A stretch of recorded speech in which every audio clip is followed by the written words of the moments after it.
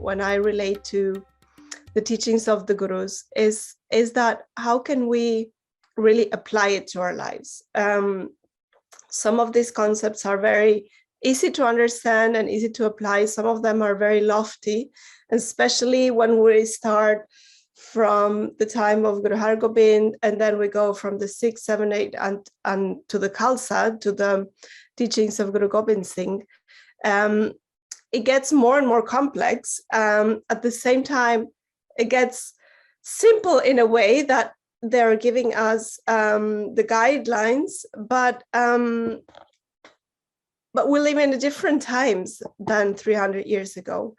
And the world is changed, our society has changed, and especially here in the West, our lifestyle is completely different than such an engaged lifestyle than the Gurus had at their time.